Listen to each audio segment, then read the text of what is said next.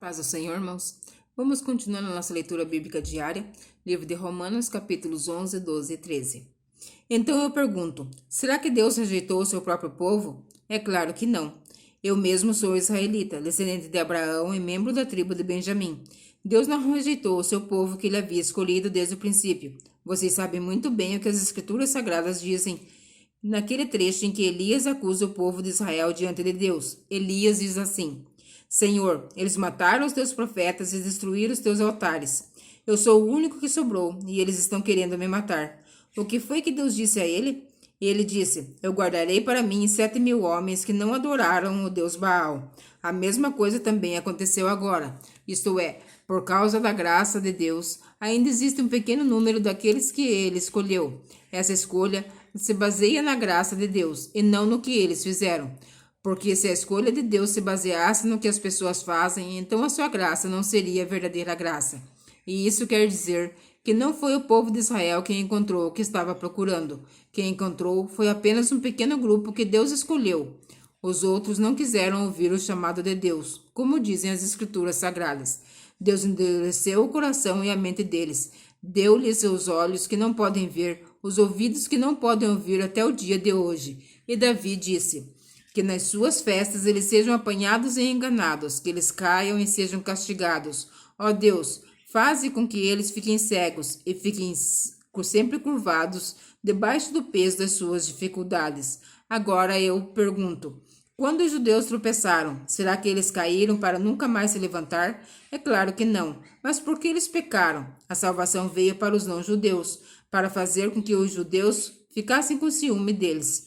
O pecado dos judeus trouxe grandes bênçãos para o mundo, e a sua pobreza espiritual trouxe ricas bênçãos para os não-judeus. Então, quando se completar o número de judeus que voltarão para Deus, as bênçãos serão muito maiores ainda.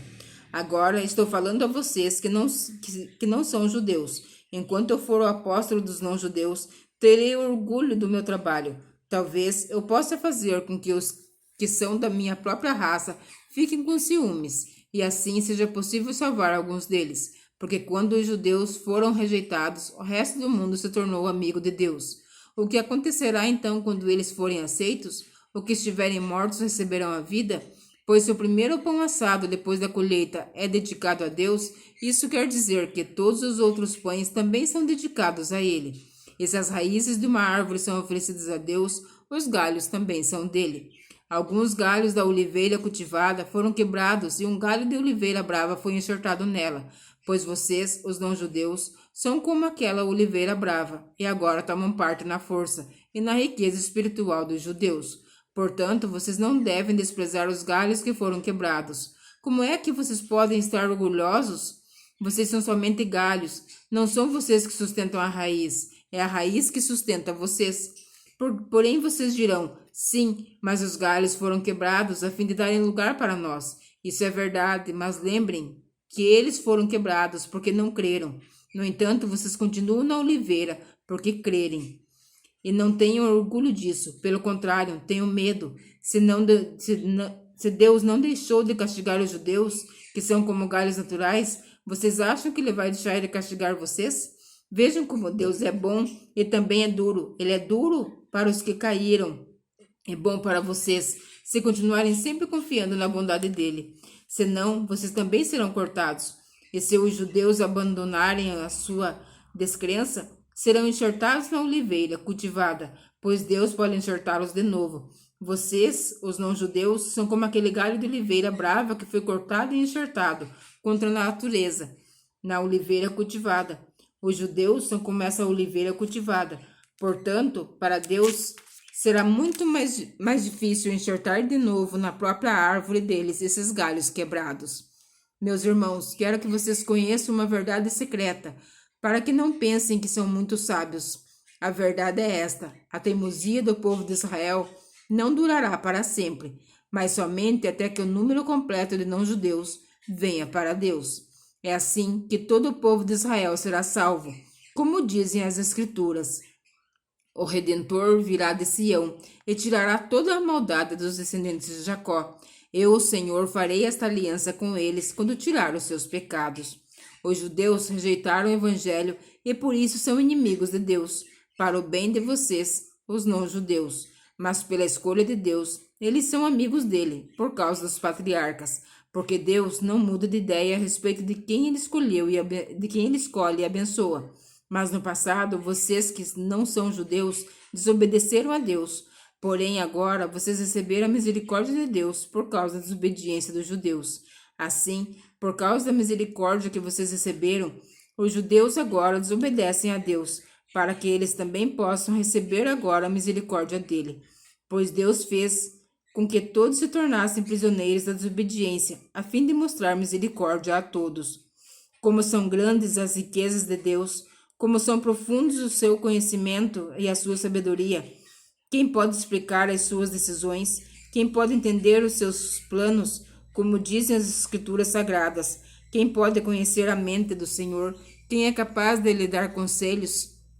Quem já deu alguma coisa a Deus para receber dele algum pagamento? Pois todas as coisas foram criadas por ele, e tudo que existe por meio dele para ele. Glória a Deus para sempre. Amém. Capítulo 12. Portanto, meus irmãos, por causa da grande misericórdia divina, peço que vocês ofereçam completamente a Deus como um sacrifício vivo, dedicado ao serviço agradável a Ele. Esta é a verdadeira adoração que vocês devem oferecer a Ele. Não vivam como vivem pessoas deste mundo, mas deixem que Deus os transforme por meio de uma completa mudança da mente de vocês. Assim vocês conhecerão a vontade de Deus, isto é, aquilo que é bom, perfeito e agradável a Ele. Por causa da bondade de Deus para comigo, me chamando para ser apóstolo, eu digo a vocês que não se achem melhores do que realmente são. Pelo contrário, pensem com humildade a respeito de vocês mesmos, e cada um julgue a si mesmo conforme a fé que Deus lhe deu. Porque assim como em um só corpo temos muitas partes, e todas elas têm funções diferentes, assim também nós, embora sejamos muitos, somos um só corpo, por estarmos unidos com Cristo. E todos estamos unidos uns com os outros como partes diferentes de um só corpo. Portanto, usemos os nossos diferentes dons de acordo com a graça que Deus nos deu. Se o dom que recebemos é o de anunciar a mensagem de Deus, façamos isso de acordo com a fé que temos. Se o dom é de servir, então devemos servir. Se é o de ensinar, então ensinemos. Se é o dom de animar aos outros, então animemos. Quem reparte com os outros o que tem, que faça isso com generosidade. Quem tem autoridade, que use a autoridade com todo cuidado. Quem ajuda os outros, que ajude com alegria. Que o amor de vocês não seja fingido. Odeiem o mal e sigam o que é bom. Amem uns aos outros com o amor de irmãos em Cristo e se esforcem para tratar uns aos outros com respeito. Trabalhem com entusiasmo e não sejam preguiçosos. Sirvam o Senhor com o coração cheio de fervor. Que a esperança que vocês tenham os mantenham alegres, aguentem com paciência os sofrimentos e orem sempre. Repartam com os irmãos necessitados o que vocês têm e recebam os estrangeiros nas suas casas. Peçam que Deus os abençoe os que perseguem vocês. Sim, peço que Ele abençoe e não que amaldiçoe. Alegrem-se com os que se alegrem, chorem com os que choram. Tenham por todos o mesmo cuidado. Não sejam orgulhosos, mas aceitem serviços humildes. Que nenhum de vocês fique pensando que é sábio. Não paguem a ninguém o mal com o mal. Não procurem agir de tal maneira que vocês recebam a aprovação dos outros. No que depender de vocês, façam todo o possível para viver em paz com todas as pessoas. Meus queridos irmãos, nunca se vinguem de ninguém. Pelo contrário, deixe que seja Deus quem dê o castigo, pois as Escrituras Sagradas dizem: eu me vingarei, eu acertarei contas com eles, diz o Senhor. Mas façam como diz as Escrituras. Se teu inimigo estiver com fome, dê a ele comida, se estiver com sede de água, porque assim você fará queimar de remorso e vergonha. Não deixem que o mal vença vocês, mas vença o mal com o bem. Capítulo 13. Obedeçam às autoridades, todos vocês, pois nenhuma autoridade existe sem a permissão de Deus, e as que existem foram colocadas nos seus lugares por Ele. Assim que se revolta contra as autoridades, está se revoltando contra o que Deus ordenou, e os que agem desse modo serão condenados. Somente os que fazem o mal devem ter medo dos governantes, e não os que fazem o bem. Se você não quiser ter medo das autoridades, então faça o que é bom, e elas o elogiarão, porque as autoridades estão a serviço do Deus para o bem de você. Mas se você faz o mal, então tenha medo, pois as autoridades de fato têm poder para castigar. Elas estão a serviço de Deus e trazem o castigo dele sobre os que fazem o mal. É por isso que você deve obedecer às autoridades, não somente por causa do castigo de Deus, mas também porque a sua consciência manda que você faça isso. É por isso que vocês pagam impostos, pois quando as autoridades cumprem os seus deveres, elas estão a serviço de Deus. Portanto, paguem ao governo o que é devido, paguem todos os seus impostos e respeitem e honrem todas as autoridades. Não fique devendo nada a ninguém. A única dívida que vocês devem ter é a de amar uns aos outros. Quem ama os outros está obedecendo à lei. Os seguintes mandamentos: não cometa adultério, não mate, não roube, não cobice. Esse e ainda outros mais são resumidos num mandamento só: ame os outros como você ama a você mesmo. Quem ama os outros não faz mal a eles. Portanto, amar é obedecer toda a lei. Vocês precisam fazer todas essas coisas, porque sabem em que tempo nós estamos vivendo. Chegou a hora de vocês acordarem, pois o momento de sermos salvos está mais perto agora do que quando começamos a crer. A noite está terminando e o dia vem chegando. Por isso, paremos de fazer o que pertence à escuridão e peguemos as armas espirituais para lutar na luz. Vivamos decentemente como pessoas que vivem na luz do dia. Nada de farras ou bebedeiras, nem imoralidade ou indecência, nem brigas ou ciúmes. Mas tenham as qualidades que o Senhor Jesus Cristo tem e não procurem satisfazer os maus desejos da natureza humana de vocês. Amém? Eu te espero amanhã para mais uma leitura bíblica diária. E que você fique na santa paz do Senhor Jesus Cristo.